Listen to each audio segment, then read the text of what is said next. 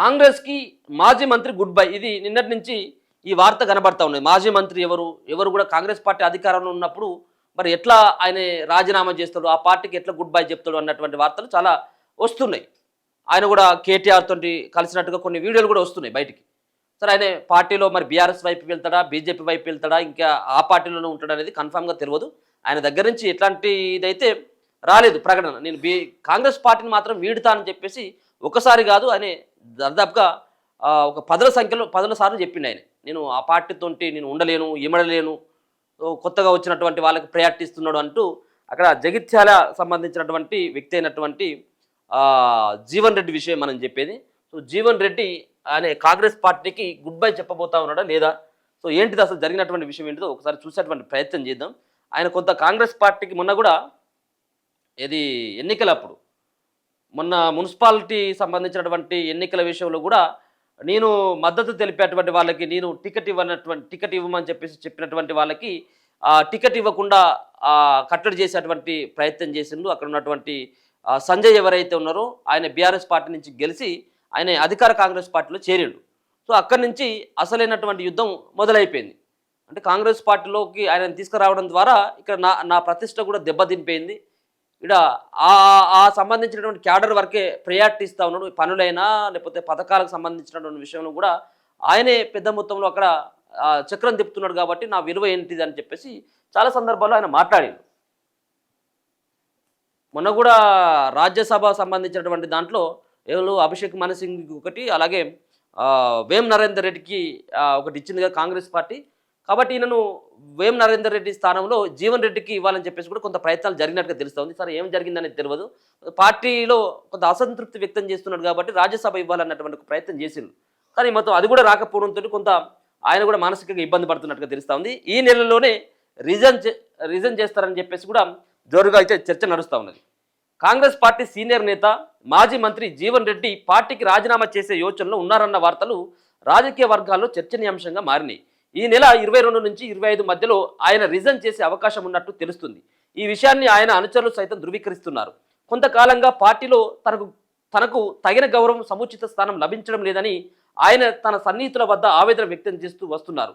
ఈ క్రమంలో తన అనుచరులు నిర్వహిస్తున్న సోషల్ మీడియా గ్రూపుల నుంచి కాంగ్రెస్ పేరును తొలగించి జీవన్ రెడ్డి పేరుతో కొనసాగించడం కూడా రాజకీయంగా ప్రాధాన్యతను సంతరించుకుంది. పార్టీలో తనకు సమాచారం ఇవ్వకుండానే తన రాజకీయ ప్రత్యర్థిగా భావిస్తున్న బీఆర్ఎస్ ఎమ్మెల్యే సంజయ్ కుమార్ను కాంగ్రెస్లో చేర్చుకోవడాన్ని జీవన్ రెడ్డి మొదటి నుంచి వ్యతిరేకిస్తున్నారు. అంతేకాకుండా ఎమ్మెల్యే పార్టీలో ప్రాధాన్యత ఇవ్వడంపై కూడా ఆయన అసంతృప్తిగా ఉన్నారని తెలుస్తుంది. ఇక ఆయన గెలిచిండు, బీఆర్ఎస్లో కాంగ్రెస్లోకి పోయిండు.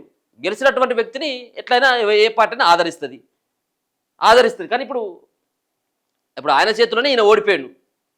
సో అయినప్పటికీ పార్టీ సీనియర్ నేత అని చెప్పేసి గౌరవం ఉంది. కానీ అక్కడ ఉన్నటువంటి సంజయ్ ఎమ్మెల్యే ఎవరైతే ఉన్నారో సంజయ్ యొక్క తీరు ఈయనకు నచ్చట్లేదు. ముందుగా కాంగ్రెస్ పార్టీ తీరు కాదు, అక్కడ ముంగట జగిత్యాలలో కొంత ఆయన వర్గానికి మేలు చేకూర్చేలాగా ఆయన చేస్తున్నటువంటి ప్రయత్నాలు. సో మొన్న జరిగినటువంటి ఎన్నికలలో సైతం కూడా ఆయన యొక్క అనుచరులకు మాత్రమే టికెట్లు ఇప్పించుకోవడం సక్సెస్ అయిపోయింది. బీఫామ్లు కూడా ఎక్కువ మొత్తంలో ఆయన చేతుల మీదనే పంచడం జరిగింది. అట్టెట్లా అని చెప్పేసి ఈయన కూడా నిలదీసిండు.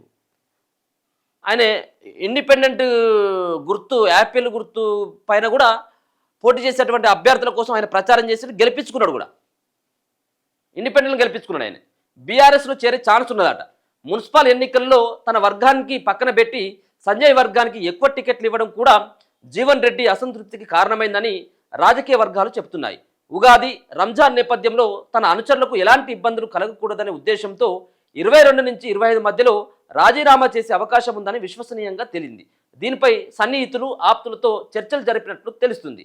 ఇప్పటికే కేటీఆర్లతో సంప్రదింపులు జరిగాయన్న వార్తలు ఆయన అనుచరులు ఖండిస్తున్నారు.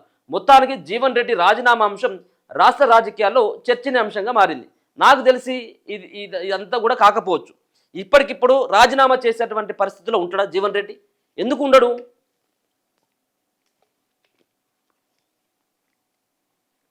ఎందుకైనా కానీ ఇంకొక 2.5 సంవత్సరాలు ఉన్నది విజయవంతంగా కాంగ్రెస్ పార్టీ పరిపాలన. సరే, 2.5 సంవత్సరాల తర్వాత ఏ పార్టీకి అవకాశం ఇస్తారు, కొత్త పార్టీ వస్తుందా, ఇది తర్వాత విషయం. కానీ అధికారంలో ఉన్నటువంటి పార్టీని వదిలేసి బీఆర్ఎస్లోకి వెళ్తాడా లేకపోతే బీజేపీకి వెళ్తాడా అనేది కొంత అనుమానమే నాకైతే. జరిగితే జరగవచ్చు. అంత తీవ్రంగా ఇంకా అసంతృప్తి ఉన్నట్టయితే వెళ్తే వెళ్ళొచ్చేమో కానీ, సో అధికారంలో ఉన్నటువంటి పార్టీని వదిలేసి ఇన్నేళ్ల పాటు జీవన్ రెడ్డి అంటే కాంగ్రెస్, కాంగ్రెస్ అంటే జీవన్ రెడ్డి గారే ఉండేది. అటువంటి వ్యక్తి ఆ పార్టీని వదిలేసి వెళ్ళేటువంటి సాహసం అంత తొందరగా నిర్ణయం తీసుకుంటాడంటే అది కాకపోవచ్చు. సో ఈ వార్తలు గుప్పమంటున్నటువంటి సందర్భంలో బీఆర్ఎస్ తోటి సంప్రదింపులు, కేటీఆర్ తోటి, కేసీఆర్ తోటి, హరీష్ రావు తోటి సంప్రదింపులు అయినాయి అని చెప్పేసి చాలా రకాలైనటువంటి వార్తలు వస్తున్నాయి. మరి గింత ఇది బహిరంగంగా అయిపోయింది. ఏదో చాటుకుపోయి కలిసేది కాదు. సో ఇది ఇంకా మీడియా ముందటికో లేకపోతే ప్రజల దృష్టికో వెళ్లకుండా ఉండనటువంటి ముచ్చట అందరికి తెలిసింది. అందరికి తెలిసింది కాబట్టి నేరుగా ఈయనతో ఉన్నటువంటి సంబంధంతో నేరుగా రేవంత్ రెడ్డి సైతం కూడా మాట్లాడవచ్చు, బుజ్జగించవచ్చు.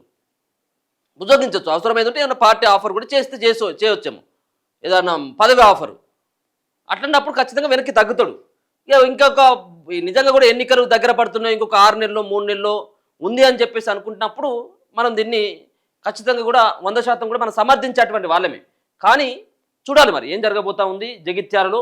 సో సంజయ్ కుమార్కి ఎక్కువ ప్రయారిటీ ఇవ్వడం ద్వారా జీవన్ రెడ్డి ఆ పార్టీలో ఇమడలేకపోతా ఉన్నాడు అనేది ప్రధానంగా తెలుస్తున్నది.